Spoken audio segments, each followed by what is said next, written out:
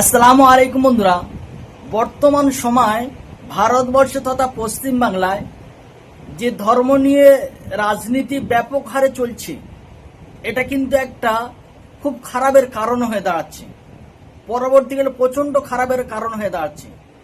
আমার কিছু কিছু হিন্দু ভাইরা যারা জয় শ্রীরাম নিয়ে স্লোগান দিচ্ছে বা কিছু কিছু মানুষদেরকে জয় শ্রীরাম বলাচ্ছে, জয় শ্রীরাম মানে কি, আর রামের প্রকৃতপক্ষে রামের চরিত্র কাদের মধ্যে আছে, রাম কি করে গিয়েছে, বা রামের প্রকৃতপক্ষে রামকে কারাই ভালোবাসে, আর রামের চরিত্রটা কি, সেটা চলো এমডি আসলাম হাবিব সাহেবের মুখ থেকে আমরা একটু শুনে আসি।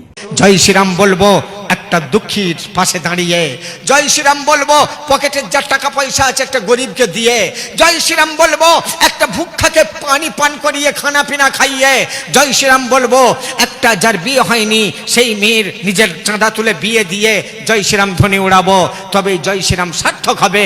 না হলে এই যেগুলো হচ্ছে জয় শ্রীরাম বলে মব লিঞ্চিং, হিন্দু সমাজের ভাইদের বলবো জয় শ্রীরামকে অপমান করা হচ্ছে, এ থেকে রোখার চেষ্টা করুন। জয় শ্রীরাম মানে মানুষ মার্ডার নয়, জয় শ্রীরাম মানে সমাজের দুষ্কৃতি তৈরি করা নয়, জয় শ্রীরাম মানে মদ পান করা নয়, জয় শ্রীরাম মানে মসজিদ দাঙ্গা করে ভাঙে দেওয়ার নাম নয়, জয় শ্রীরাম মানে মানুষকে আতঙ্ক ফেলানোর নাম নয়, জয় শ্রীরাম মানে মিটিং মিছিল তরবারি দেখিয়ে মানুষকে ভয় দেখানোর নাম নয়। জয় শ্রীরাম রামের মতো হওয়ার কথা বলা হয়েছে। সেই রামের মতো যেদিন হতে পারবো আমি সেদিন নিজেই জয় শ্রীরাম বলবো। আপনি একবার বলবেন, আমি আসলাম হাবিব 10 বার বলবো, কিন্তু সেই রামের ভক্তদের দেখতে পাচ্ছি না তো। কারা সেই রাম ভক্ত? রাম জীবনে কোনোদিন মিথ্যা কথা বলেন না, কিন্তু যারা জয় শ্রীরাম বলছে এরা কতখানি সত্যবাদী, এদের চরিত্র খুলে দেখুন। সেই জন্যই আসুন নিজেদের পরিবর্তন করুন, জয় শ্রীরাম বলুন, তাতে আমার সাপোর্ট আছে। শ্রীরামচন্দ্র কত সবর, কত ধৈর্য ধারণ করেছিলেন একটু ভাবুন। হ্যাঁ বন্ধু, এমডি আসলাম হাবিব সাহেবের কথাগুলো তোমরা ভালো করে শুনেছো। এবার আমরা প্রত্যেক হিন্দু ভাইরা আমরা নিজ নিজ জ্ঞানে আমরা একটু বিচার করে দেখি যে আমরা প্রকৃতপক্ষে রামের ভক্ত কিনা, রাম আমাদেরকে কি করতে বলেছে আর আমরা কি করছি, রামের চরিত্রটা আমরা তুলে ধরতে পারছি কিনা, রামজি আমাদের যে সুন্দর চরিত্র দেখিয়ে গেছেন সেই চরিত্রকে আমরা পালন করতে পারছি, আমরা চিন্তা করে দেখি। খ্রিস্টানদের পাদ্রী কখনো, গুরু নানক কখনো ধর্মকে ঘৃণা করতে বলেনি, কোনো ধর্মকে ঘৃণা করতে বলেনি।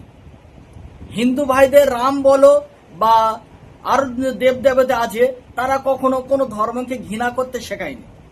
আমাদের প্রিয় নবী সাল্লাল্লাহু আলাইহি সাল্লাম কোনো ধর্মকে ঘৃণা করতে শেখায়নি।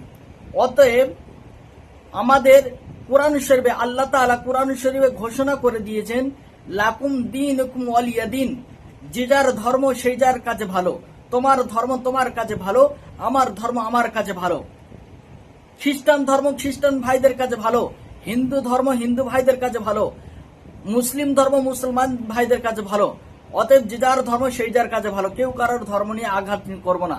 আজকের থেকে আমরা প্রত্যেক হিন্দু মুসলমান খ্রিস্টান বৌদ্ধ যারা আছি সব একে অপরে কাঁধে কাঁধ মিলিয়ে সবাই যে যার ধর্মকে পালন করি, কেউ কারো ধর্ম নিয়ে আঘাত করব না, আর কেউ কারো ধর্ম নিয়ে বাড়ান চড়ান করব না।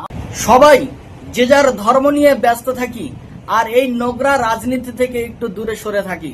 যে রাজনীতিতে ধর্ম নিয়ে রাজনীতি তৈরি হয়, সে রাজনীতি থেকে আমরা একটু দূরে সরে থাকি। আর এই ভিডিওটা বেশি বেশি করে সমস্ত ভাইদের কাছে ছড়িয়ে দিই।